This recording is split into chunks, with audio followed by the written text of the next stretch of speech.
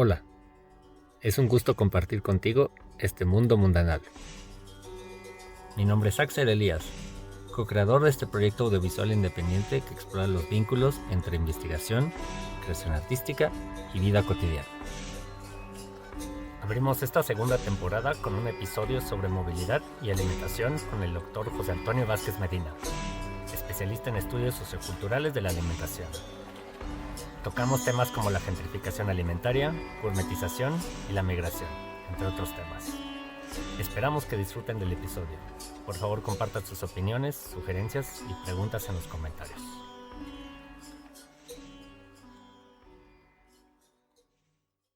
Hola, un gusto tenerles en esta segunda temporada que empezamos con un invitado espectacular que tuve el gusto de conocerlo hace relativamente poco, pero ha sido una persona con la que he colaborado muy chévere, más allá de lo académico, que tenemos varios gustos compartidos. Es José Antonio Vázquez Medina, el doctor José Antonio Vázquez Medina, que es profesor e investigador en el Centro de Investigación en Alimentación y Desarrollo del CONACYT, en el Departamento de Estudios Sociales y del Sistema Alimentario, que pertenece a la Coordinación del Desarrollo Regional.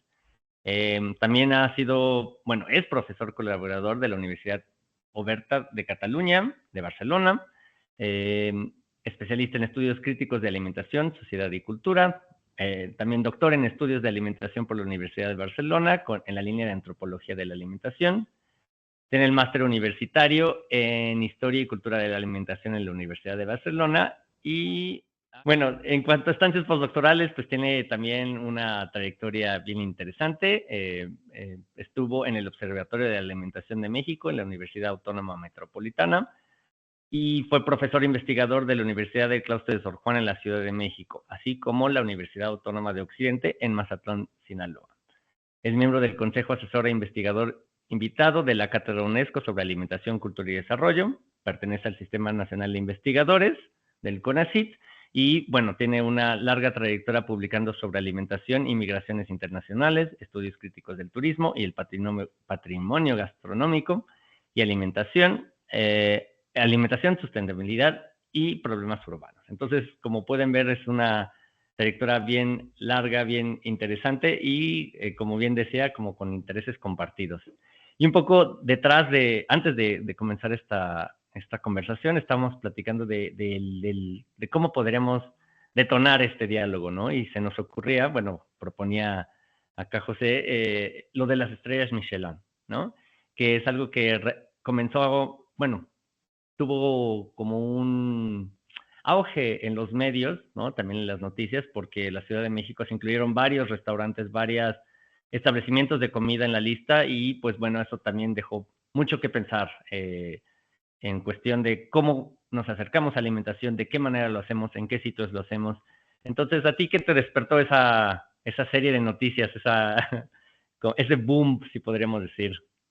Pues yo creo que atendió bueno, gracias primero, Axel, por invitarme a este Sí, proyecto un gusto. tan interesante. Pues yo creo que como unas lecturas desde diferentes lugares, como que desde mi parte de interés gastronómico, pues era como un reclamo que se tenía de por qué este tipo de guías se había tardado tanto en llegar a México, ¿no? O sea, que bueno, también es cierto que hay que ver ahí qué intereses persiguen estas guías y a quién le hablan, ¿no? Y por otra parte, a mí me parece que lo más interesante es también cómo se llevó como a un terreno bien amplio de gente que ni siquiera tenía idea que era la estrella, la guía Michelin y cómo pues por lo que se empezó a decir y cómo se empezó a armar ahí la narrativa y el discurso, empezó a ser objeto de muchas pláticas en distintos ámbitos, ¿no? A mí me llamaba la atención que incluso así gente pues que sabía que yo me interesa esto, primero que les explicara bien qué era la guía y qué implicaba que fuera esto para México, ¿no? O sea, y luego pues todo lo que pasó, porque pues la guía Michelin desde hace algunos años dejó de interesarse en esta escena o arena exclusiva como del fine dining y los restaurantes de mantel largo y de pipa y guante, Pues para hablar de otro tipo de valores gastronómicos, ¿no? Como pues las experiencias inmersivas, la autenticidad, y en eso, pues a México le llegó de rebote que empezaran a premiar establecimientos, pues que en otros momentos de la historia de la guía Michelin, pues no lo hubieran hecho, ¿no? Sin embargo, también aunque nos sintamos orgullosos de que somos pioneros en ello, pues no, o sea, la guía Michelin ya había premiado en Asia, sobre todo un puesto en un mercado, otro puesto en el metro en Japón. Y ahora pues ¿no? Este ejemplo más cercano, una taquería en la zona central de la Ciudad de México. Entonces es como interesante ver también todo lo que ha generado, despertado y movilizado a propósito del Ujú. tema de Sí, de movilidad y alimentación. eso, sí, exactamente, ¿no? Porque pues como en diferentes ámbitos ha movilizado cosas, sí. A mí este tema me despierta bastantes como preguntas, ¿no? Sobre conceptos que en el campo de los estudios de la alimentación, pues, han tenido mucho espacio para la discusión, ¿no? Como el tema este que decías de la autenticidad, ¿no? También temas que has trabajado, ¿no? Sobre la gentrificación, la gourmetización, ¿no? Entonces, ¿a ti desde dónde, así, qué te despertó cuál fue quizá el concepto que más te llamó la atención en todo este proceso y hacia dónde lo podrías llevar? Pues yo creo que como o sea, si lo quisiera analizar como con una criba, un filtro académico, o sea, como que qué material da, o sea, Ujú. como para llevarlo a la teoría, sí, evidentemente procesos de gentrificación alimentaria en diferentes sentidos. Yo creo que, o sea, desdoblar el tema de la gentrificación, no solamente como esto, o sea, me parece que lo que nos llega más rápido es el proceso de gourmetización, pero yo creo, sin embargo, o sea, yo creo que en este caso, más que un proceso de gourmetización, que yo lo entiendo, lo hemos entendido como una traducción técnica hacia otro tipo de cocinas que puede ser, asociado más a cocinas como más del fine dining o de la alta gastronomía, más bien es querer como encapsular un modo, unas maneras de comer,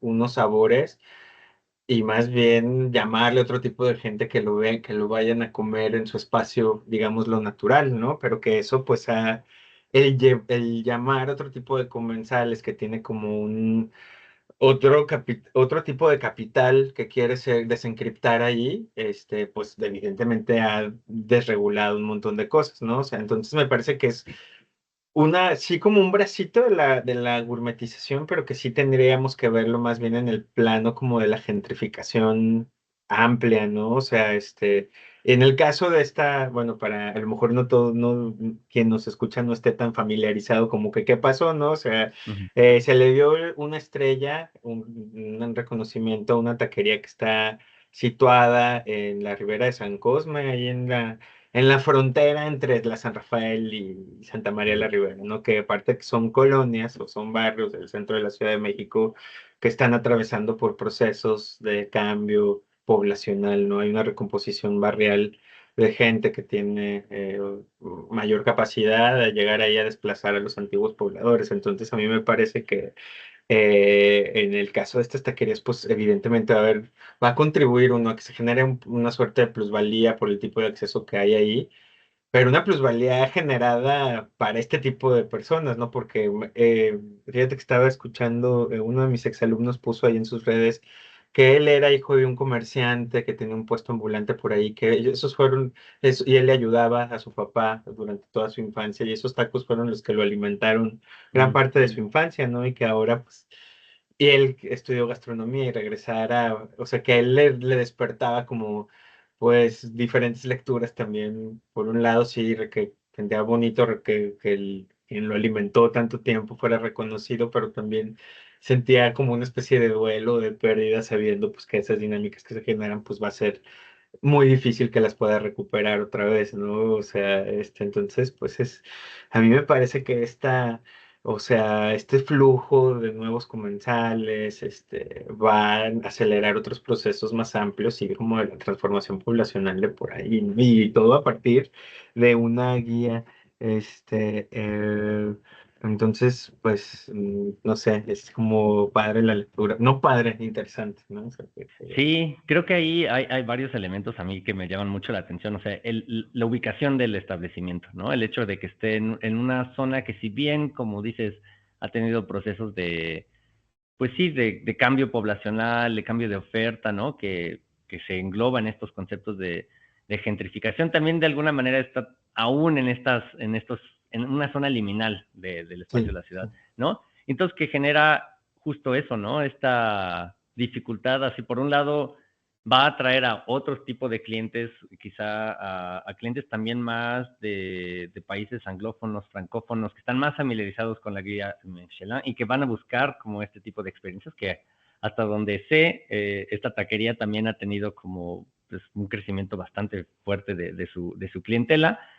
Y por otro lado está todavía la población, ¿no? Esta sí. población que ya lleva más tiempo de haberse asentado ahí, que sí va a notar esos cambios, ¿no? Y que de alguna manera va a ir desplazando. Entonces creo que sí da mucho para pensar este elemento, ¿no? También pensaba un poco en eso desde el asunto de clase, ¿no? Pero también qué va a pasar en cuestión del tipo de población que llega, ¿no? Si se va a hacer como una población como más eh, estoy pensando como todos los nómadas digitales, ¿no? O la gente que ya se está, no solamente aprovechando ese periodo de la pandemia, sino que también está quedándose aquí por periodos más largos, incluso ya buscando residencias permanentes y demás, ¿no? Entonces, sí, deja como mucho para pensar este caso, ¿no? Que es solamente de alimentación.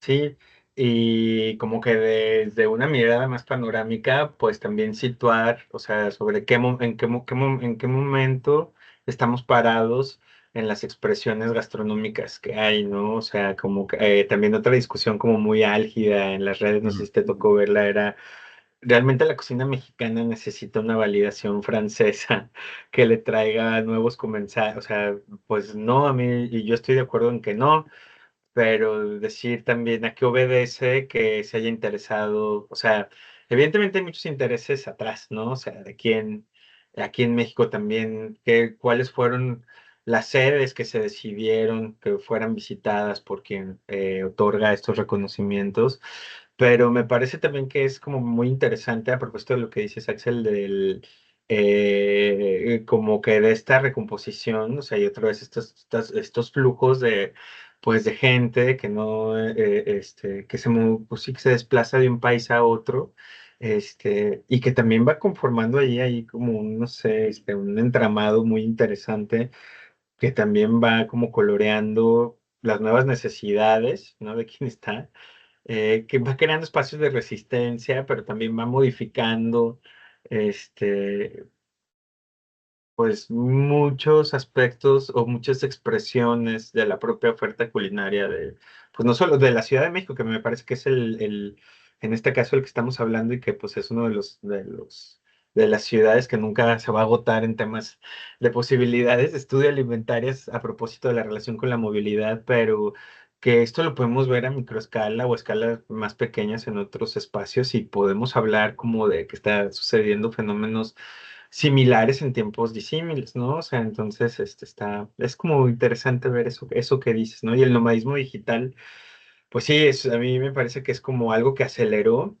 que sí evidentemente llegó a culminar otros procesos de lo que en la Ciudad de México, donde me parece que sí, a propósito y regresando a la taquería, pues ya son los efectos de como de onda expansiva, ¿no? O sea, pues hay espacios de la Ciudad de México pues que ya son inhabitables o intransitables por los habitantes de antaño capitalinos y que me parece que esa zona donde está esta taquería pues es parte como de la onda expansiva que va hacia allá, ¿no? De esta recomposición, a propósito de eso, ¿no? Entonces, pues, es, es, es interesante ver cómo esto va a acelerar o le va a dar como una caracterización especial o no. O sea, a mí me parece que nos genera bastante expectativa y que iremos viendo cómo se va desarrollando todo esto. Sí, y le da como mucho movimiento a estos conceptos como la autenticidad, ¿no? Así como que Sí, si esta taquería alguna, o sea, con el ejemplo que decías de este estudiante de gastronomía, ¿no? O egresado ya de sí. gastronomía, que era como un lugar, pues por así decirlo, digo, no fueron sus palabras, ¿no? Y no lo describiste así, pero un lugar auténtico de la colonia ahora va a pasar quizás a ser algo con lo cual se contrasta la autenticidad, ¿no? Ya como ya está establecido o ya tiene un lugar en estas como campañas internacionales, ¿no? De reconocimiento, va a haber otras ofertas que sí se van a seguir como buscando mantener eso auténtico de una taquería o demás, ¿no? Entonces, creo que sí, a mí me llama mucho la atención en cómo estos conceptos son mucho más móviles de lo que a veces queremos ver, ¿no? Como que queremos casi esencializar la idea de autenticidad, cuando realmente sí está como muy en diálogo con procesos tanto así del momento como otros más largos, ¿no? Estaba pensando también con lo que hablabas de la legitimidad de la cocina, ¿no? Y cómo te da este gran hito en 2010, ¿no? 2010, lo de la patrimonialización. Ajá, ajá. Y como eso sienta algunos precedentes, pero que también sigue como teniendo un impacto hasta ahora, ¿no? De diversas maneras con estas medidas, ¿no? Entonces está mucho en juego lo internacional con lo local. Sí, claro. Sí, a mí me parece que a mí yo creo que la autenticidad cada vez es un concepto más problemático y a la vez más problemático de entender y Mm, también creo que se está incluso está quedando medio vacío, sobre todo cuando lo ponemos en términos alimentarios. No sé si a ti te parezca eso, o sea, porque mm, pues es que qué es lo auténtico y para qué nos sirve, ¿no? O sea, a mí, por ejemplo, yo, esas son cuestiones desde que estaba estudiando la parte de migración y cómo lo auténtico se expresa como una manera, como un canon, me parece, que remite a espacios que no están físicamente presentes y que es una manera como de entrarle ahí, ¿no? O sea, pero que esos procesos como de autenticación o autenticación, pues tienen un montón de ahí de puentes medio vacíos que se van llenando pues con expresiones muy subjetivas que cuando entran en colectivo entran en conflicto también, ¿no? Pero me parece que la autenticidad, y eso no lo digo yo, hay un texto que a mí me ha resultado, no sé si tú lo has checado, es de un antropólogo catalán, de Joan Frigolé, con las retóricas de la autenticidad en el capitalismo tardío, que hace una apelación a todo eso, o sea, como de ¿para qué nos sirve la autenticidad y qué es, ¿no? O sea, y cómo opera en el plano alimentario, ¿no? O sea, a mí me parece que hay una lectura así con esta onda rescatista patrimonial, pero también o sea, a mí me parece que también es otro valor de mercado que se ha ahora movilizado a propósito en otras esferas donde antes ni siquiera estaba presente ni tendría como cabida, ¿no? O sea, como incluso hasta esto, ¿no? O sea, expresiones meramente urbanas que estaban destinadas a otro tipo de comensales y que ahora ya se cargan de esto como de lo para hacer otro tipo de experiencias para gente que no estaba familiarizada con ello.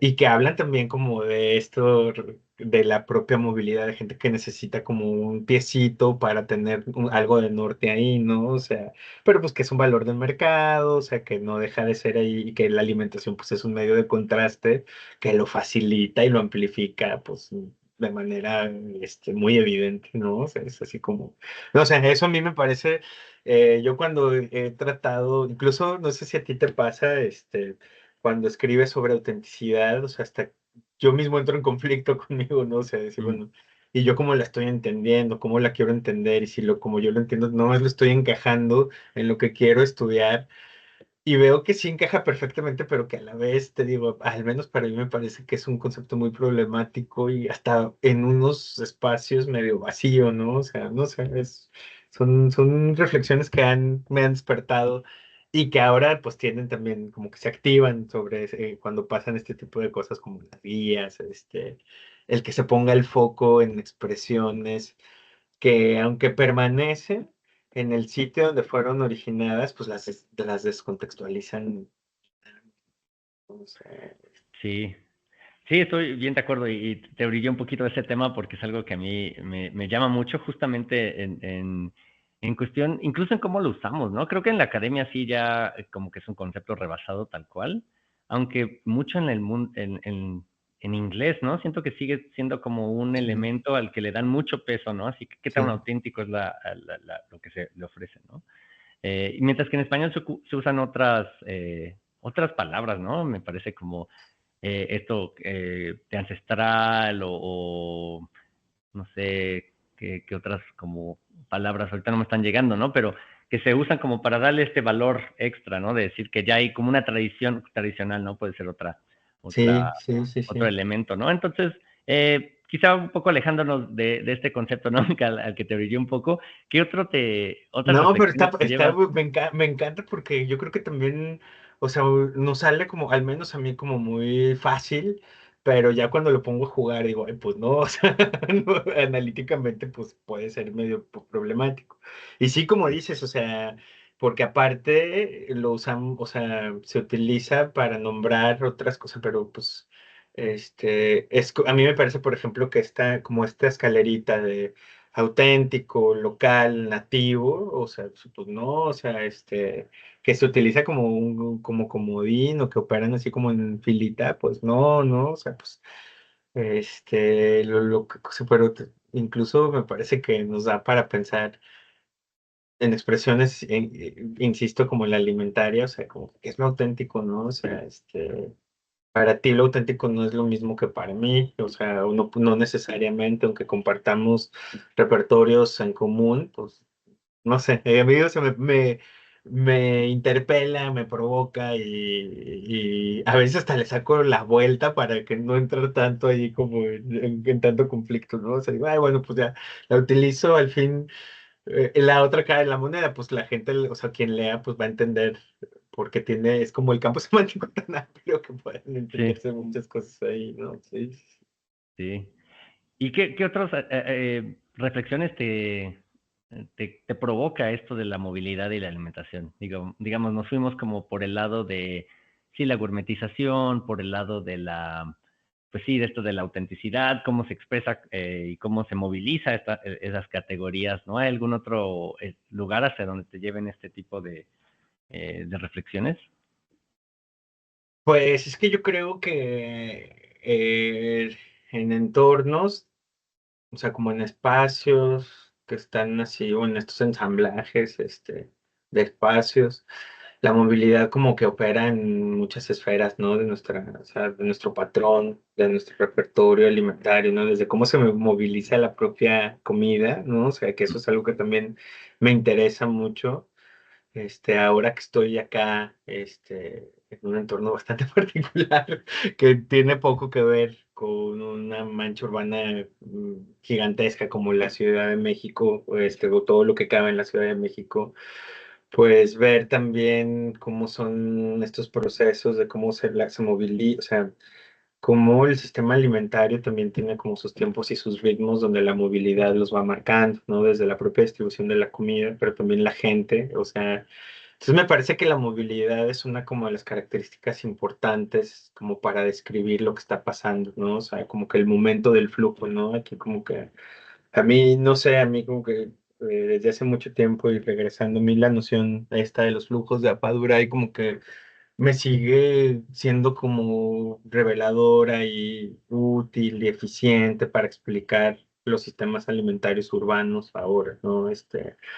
Y que lo vemos, digo, tú también lo has trabajado mucho, incluso hasta como las cosas cómo se enfoca, o sea, cómo los enclaves de gente que se ha movilizado también, en esto de cómo se transporta la comida, cómo se transportan los valores, que son muy diferentes, o sea, como que se encapsulan, pero están jugando a su vez en otros sistemas de otros flujos, pero estos tienen pues su propia velocidad y su propia, o sea, su propia caracterización, y así. Entonces, yo creo que esto como el flujo, la movilidad, pues opera o es operativo y lo podemos ver a nivel alimentario como en diferentes momentos, expresiones, desde la propia comida, que a mí eso, también es otra expresión de la movilidad, pero me provoca muchísimo, ¿no? O sea, y me acuerdo que Esas reflexiones las tenía desde hace mucho tiempo, pero una de las veces más claras era pues en el metro de la Ciudad de México, cómo la gente transporta su propia comida, ¿no? Y todo lo que sabemos o los que hemos vivido allá, lo que significa ello, ¿no? O sea, hay un ejemplo que a mí yo lo digo en mis clases o en otros espacios. Una vez que me tocó en la algidez de las 8 de la mañana en el metro Pino Suárez, en el ir y venir, que de repente pues algo pasó en un mal momento y de repente a una chica se le cayó, sí, pero fue como casi un momento de película que se cayó un caldo de pollo. Aparte fue así como muy Oh. visual, así ver en el piso del metro, así el pedazo de pollo, las verduritas y el charco, y se hizo ahí como un silencio sepulcral entre todos, porque como que ahí, no sé si es una lectura, pues a lo mejor muy calada de los pelos, pero como que todos entendimos lo que significaba que se te cayera Sí. el lonche ahí, ¿no? O sea, pero pues eso también, o sea, cómo se va, o sea, cómo hemos establecido, teniendo que establecer paquetes para transportar nuestra propia comida ya preparada, que es otra muy distinta a cómo se desplazan los ingredientes para prepararla. Entonces, esa otra cosa también es interesante de ver, ¿no? O sea, y cómo va adquiriendo también pues ciertas características según pues las limitaciones o lo que el propio contexto, como eso de tener que llevar, o sea, eso pues todas las lecturas que hay detrás, ¿no? O sea, que quien tiene que salir, o sea, que planear, prever el menú de pues lo que se quiso, de lo que se cocinó antes, o sea, con antelación y transportarlo y que de repente sucedan este tipo de desgracias, porque yo creo que toda la gente que estábamos ahí lo vimos como eso, ¿no? Como una desgracia ver ahí todo derramado en el metro. Esa es otra de las expresiones como de la propia movilidad que luego como que nos detenemos poco o al menos yo o nada a pensar en ello, ¿no? O sea, Sí, sí, está bien interesante, ¿no? Cuando estábamos pensando sobre qué tema abordar, ¿no? Para hoy, de qué era movilidad, y sí que sí, es un tema bien interesante que ayuda a englobar bastantes fenómenos y que justamente por la naturaleza de este proyecto, pues no lo vamos a agotar exhaustivamente, ¿no? Pero sí como dar como compartir algunas de nuestras ideas en torno al tema, pero este sí es algo que sí no había pensado, ¿no? Y que tienes toda la razón en traerlo, es como cómo transportas tu comida, ¿no? Y Ujú. cómo sí tiene esta connotación muy fuerte, ¿no? Que yo soy culpable de haber usado el concepto de Godín, ¿no? De manera como muy irresponsable, ¿no? Porque sí siento que conlleva un montón de estereotipos, de cargas, Sí, que son bien poco constructivas y clasistas hasta cierto punto, ¿no?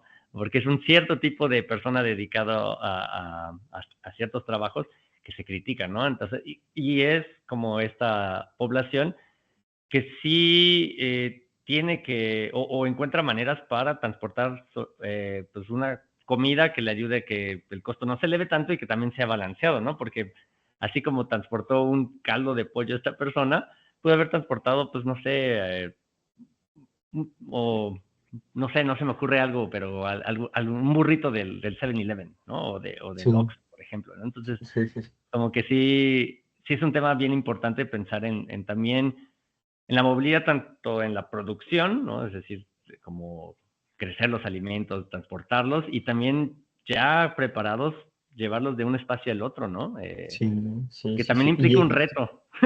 Un reto y también pues me parece que el paisaje, o sea, como eso también es como el otro lado del espejo del paisaje alimentario, ¿no? Porque también vemos que, pues la Ciudad de México, o sea, regresando a la Ciudad de México, porque me parece que ahí pueden ser como el código compartido contigo, que lo podemos entender muy bien, porque ahora sí o sea, si yo platico de mi contexto local, donde yo ni siquiera yo todavía lo entiendo bien, y ni estoy cerca de hacerlo, pero pues o sea, porque también es cierto que la propia ciudad, como se construye, pues ha obligado a tener una oferta constante 365 días, 24/7, ¿no? O sea, y que la hay para todos los bolsillos y para todo tipo de oferta.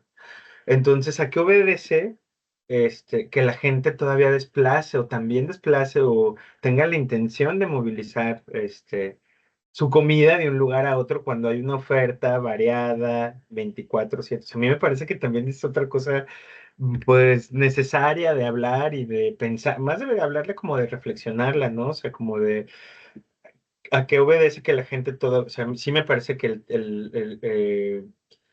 el tipo del gasto, la capacidad de gasto que hay, la propia organización de los menús, de la estructura de los horarios de trabajo, quizá, pero que también implica, pues, estos desplazamientos que pueden causar situaciones fortuitas, como que se te caiga el carro Mm, de pollo en el metro, sí. ¿no? O sea, ahora en hora pico, donde aparte, ¿no? O sea, todo lo que... Entonces, me parece que estos desplazamientos de comida ya preparada para sí, estos sectores, pero quien, o sea, y también quien decide no hacerlo, a lo que tiene acceso, y también que nos habla como de los momentos del sistema alimentario en el que estamos, donde urbano sobre todo, donde exige que haya oferta, como te digo, 24/7, ¿no? O sea, y me parece que en la Ciudad de México, pues es muy interesante porque, por ejemplo, siempre lo va a ver, o sea, no es como en otros espacios donde, pues, no hay nada y pues ya si te quedaste con hambre a las 12 de la noche, pues ya hasta mañana o así, ¿no? Acá, pues, en la Ciudad de México tienes acceso a comida relativamente accesible, calientita, rica y sabrosa, ¿no? O sea, en un espacio, en un radio. Entonces, ante eso, ¿qué es cuál es la jerarquía o sea, de qué es lo que moviliza que la gente traslade su comida? Fíjate, o sea, no sé, o la gente que va comiendo en el metro también, me parece como muy, pues, como necesaria de asumir esas lecturas, ¿no? O sea, que la gente que tiene que ir, hace no mucho discutíamos sobre qué era la comensalidad a propósito, ¿no? Y Mm, poníamos el ejemplo en el metro de que hay veces que te toca que alguien va comiendo, pues, casi casi que tú tienes acceso también a la comida que está comiendo él, ¿no? O ella, o lo sí. que sea. Y eso, pues, no necesariamente es una ocasión comensal, y entonces ahí como que se pone en tensión, esas otras cosas, pero también pues eso, porque vemos esto también que pasa, o sea, los espacios móviles para alimentarse también, ¿no? O sea, la gente que va comiendo, caminando, o en el metro, o en el metrobús, que pues es otra cosa que a mí también me llama la atención y que pues quisiera en algún momento como explorar, quizá también, ¿no? O sea, Mm. Sí, me dejaste pensando cómo en otras ciudades, como en transporte público, está muy mal visto, estoy pensando en otros contextos nacionales, ¿no?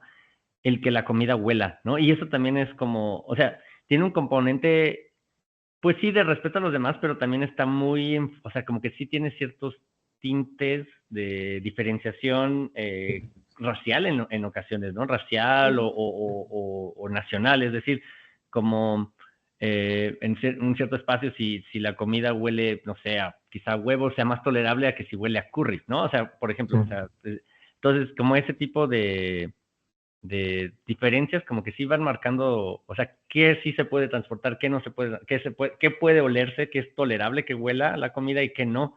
Eh, sí, y también en espacios como la Ciudad de México, donde pues sí, o sea, hay veces que los trayectos largos, no solamente la gente que vive dentro de la ciudad, sino gente que vive fuera, ¿no?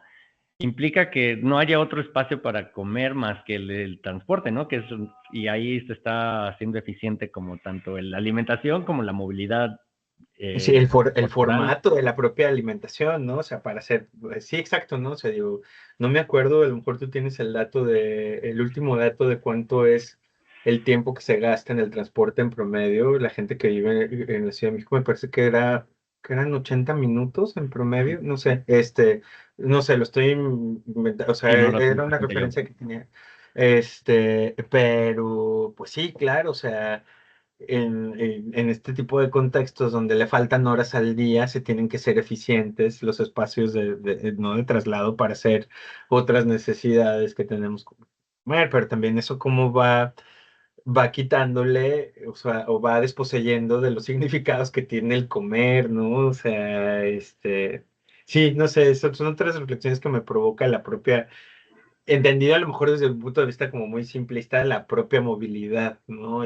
Que me parece que es, por otro lado, uno como de los fenómenos donde pueden caber muchas cosas más allá adentro, ¿no? Que se puede como cuadricular, verla de abajo hacia arriba, de arriba hacia Mm. abajo, de ahí de atrás hacia adelante, etcétera, ¿no?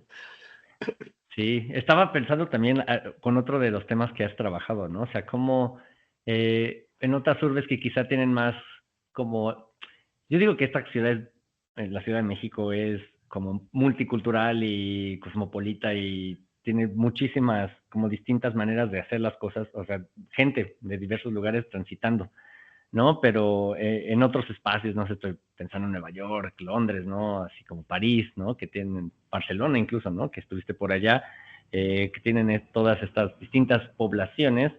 Sí se genera como una expectativa en torno a lo que puede hacerse a lo que no, ¿no? Y estoy pensando que ahora con la migración venezolana, haitiana a la Ciudad de México, también eso va a traer o está trayendo distintas maneras de hacer cosas, ¿no? Quizá no drásticamente distintas, ¿no? Pero que sí pone en tensión como, pues, ¿qué se va a aceptar, no? O sea, quizás si alguien está comiendo tacos, no genere tanto problema como si alguien está, no sé, comiendo otro tipo de alimentos en Sí, el metro, ¿no?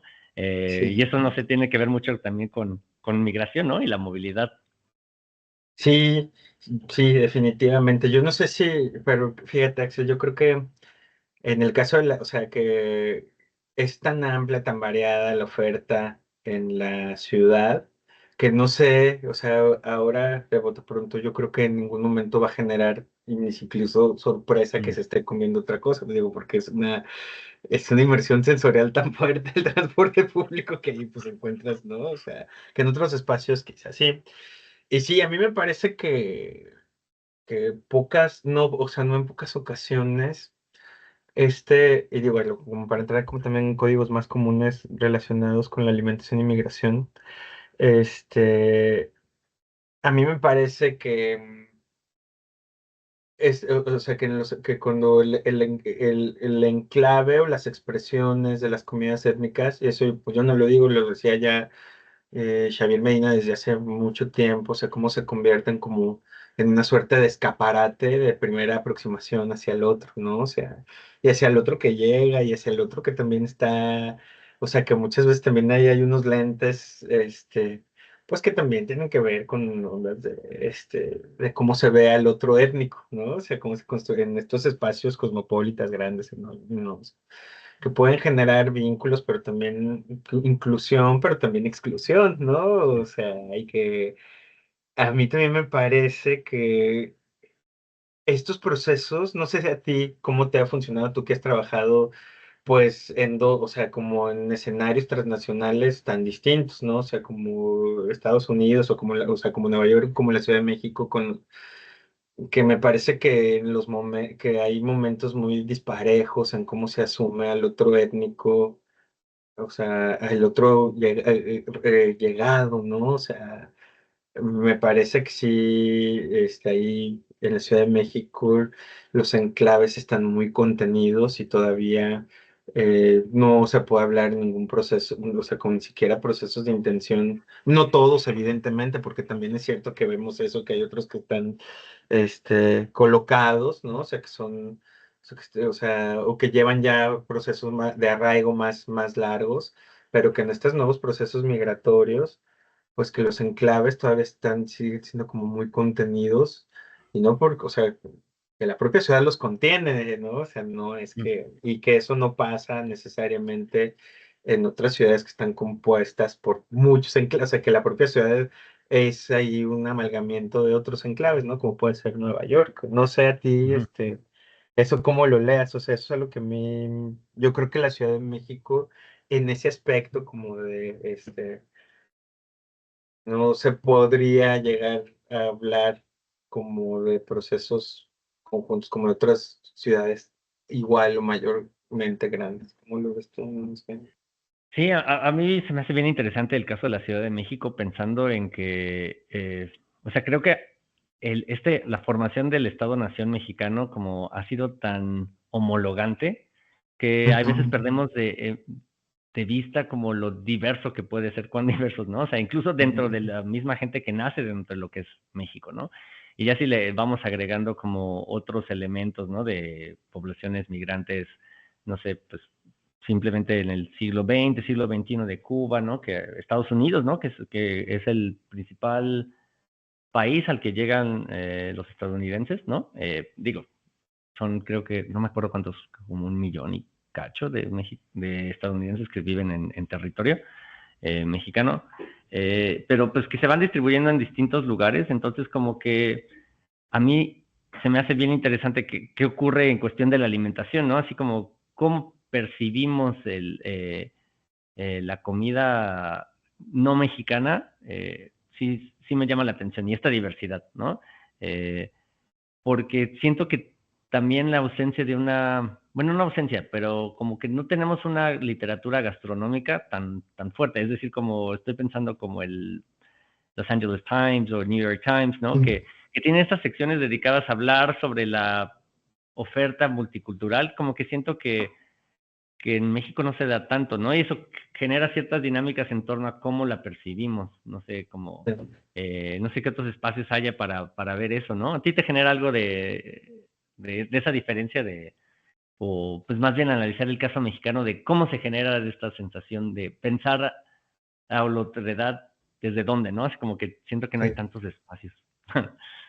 Sí, fíjate que es algo también que yo como que he recurrido en las reflexiones, sobre todo con lo último que hice allá en Mazatlán, o sea, estudiar esta población estadounidense de adultos mayores,